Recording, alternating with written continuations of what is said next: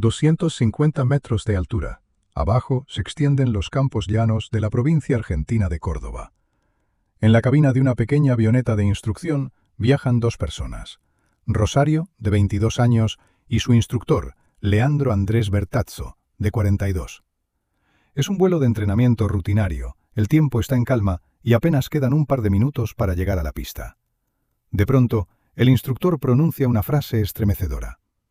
«Sabes lo que tienes que hacer. Sigue adelante». Se quita los auriculares, deja el teléfono a un lado y ordena los objetos que tiene cerca. Se desabrocha el cinturón de seguridad. Después, abre la puerta del avión. Y, pocos segundos más tarde, ya no está en la cabina. Rosario se queda completamente sola en el aire, a los mandos de la aeronave, con la puerta abierta de par en par y sin la persona que debía supervisar cada una de sus acciones. Lo que viene después será el aterrizaje más difícil de toda su vida.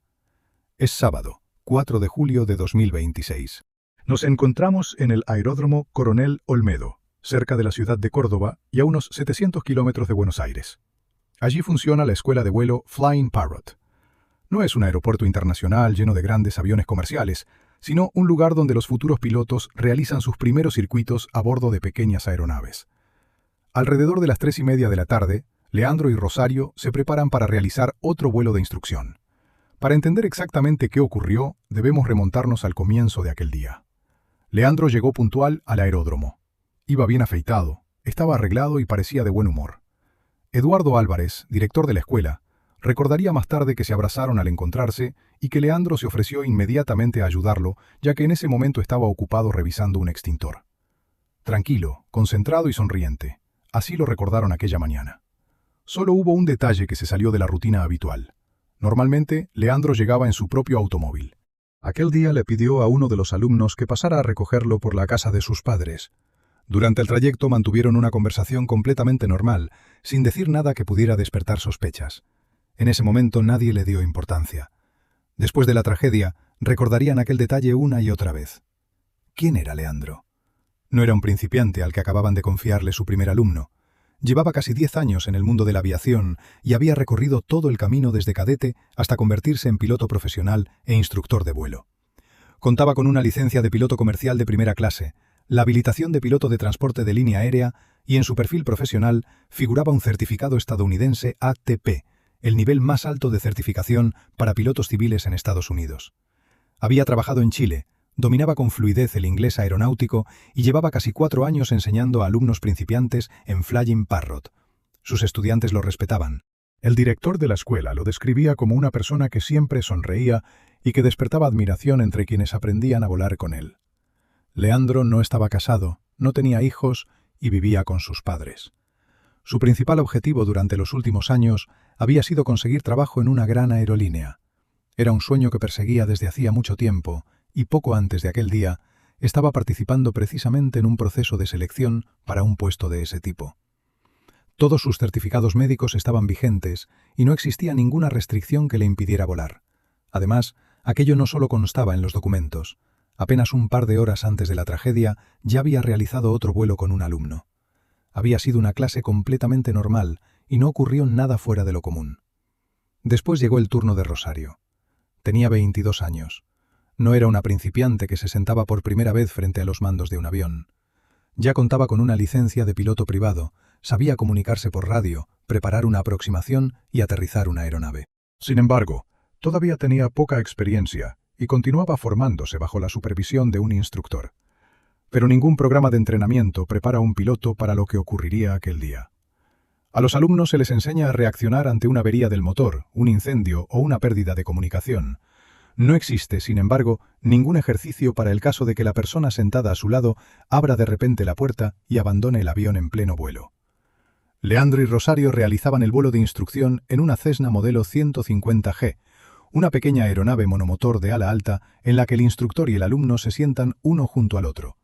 Era una máquina sencilla y predecible, equipada con un motor de 4 cilindros y aproximadamente 100 caballos de potencia, con una velocidad de crucero de entre 150 y 180 km por hora. No era un avión de carreras, pero incluso a esa velocidad el flujo de aire presiona la puerta con una fuerza enorme. Más tarde, el director de la escuela compararía el intento de abrirla con tratar de abrir la puerta de un automóvil que circula a casi 200 kilómetros por hora. Una puerta abierta no provoca necesariamente la pérdida de control de la aeronave, pero la cabina queda invadida de inmediato por el estruendo del viento y la propia puerta se convierte en una enorme distracción. Y a 250 metros de altura no hay margen para cometer errores. El despegue transcurrió con total normalidad. La Cessna abandonó el suelo, ganó altura y puso rumbo hacia la zona rural cercana a Toledo. Rosario debía realizar una serie habitual de ejercicios. El motor funcionaba con normalidad y no había ninguna señal de alarma. Precisamente por eso, las palabras de su instructor la tomaron completamente por sorpresa. «Sabes lo que tienes que hacer, sigue adelante», le dijo. Por sí sola, la frase podía parecer completamente normal. Los instructores suelen dejar que sus alumnos terminen un ejercicio por su cuenta. Podía significar simplemente que debía mantener el rumbo y prepararse para el aterrizaje. Pero lo que ocurre a continuación no forma parte de ningún programa de entrenamiento. Leandro se quita los auriculares, deja el teléfono a un lado, ordena los objetos que tiene cerca, se desabrocha el cinturón de seguridad. En aquella cabina estrecha, Rosario puede ver cada uno de sus movimientos, pero todavía no comprende lo que está pasando. Durante los primeros segundos piensa que simplemente está ajustando el asiento o intentando cerrar una puerta que no ha quedado bien encajada. Sin embargo, Leandro agarra la manija. Abrir la puerta a esa velocidad no es fácil, pero consigue hacerlo. Una violenta corriente de aire irrumpe en la cabina y el ruido del motor y de la hélice se vuelve ensordecedor. Entonces, Leandro abandona el avión. Durante los primeros segundos, Rosario se niega a creer lo que acaba de ver. Tal vez sea una broma. Tal vez lleve un paracaídas que ella no había visto. Tal vez aparezca de nuevo en el hueco de la puerta. Pero el asiento de al lado está vacío. La puerta sigue abierta, y bajo el ala solo se ven campos. En ese momento, Rosario reúne todas sus fuerzas, aparta el pánico y concentra por completo su atención en pilotar la aeronave. El avión continúa volando, independientemente de que su piloto esté preparada o no para comprender lo que acaba de ocurrir. Una inclinación brusca o una pérdida de velocidad a esa altura no dejarían tiempo suficiente para corregir la situación. Rosario estabiliza el avión, vigila la velocidad y el horizonte, establece comunicación con la escuela e informa de lo sucedido. Después dirige la aeronave hacia la pista de aterrizaje de la escuela de vuelo. Un aterrizaje es una sucesión de maniobras que deben realizarse en el orden correcto. Calcular la aproximación, reducir la velocidad y alinearse con la pista. Y Rosario debe hacer todo aquello mientras se encuentra en estado de shock, soporta el rugido del viento que entra por la puerta abierta y lucha contra un pensamiento que vuelve una y otra vez a su mente. La persona que estaba sentada a su lado acaba de desaparecer. Se obliga a mirar únicamente los instrumentos y la pista que tiene delante. No aparta la atención hasta el momento del contacto con el suelo. Descenso. La pista se acerca. Nivelación. Contacto. El avión reduce la velocidad y finalmente se detiene, sin daños y sin que la piloto haya sufrido ni un solo rasguño. Cuando Rosario salió de la cabina, resultó evidente que estaba profundamente conmocionada. Según el director de la escuela, repetía una y otra vez: «Leandro saltó del avión. Creo que lo hizo como una broma. No entiendo por qué lo hizo». Todavía intentaba encontrar una explicación que permitiera pensar que lo ocurrido no era real. Mientras tanto, el director de la escuela despegó en otra aeronave para buscar a Leandro. Rosario solo había podido señalar aproximadamente la zona. Encontrar desde el aire a una sola persona en medio de enormes extensiones de campo resulta casi imposible. Al mismo tiempo, hay que pilotar el avión, controlar la altura y observar detenidamente el terreno. Tras aproximadamente entre 15 y 20 minutos de búsqueda, localizaron el lugar.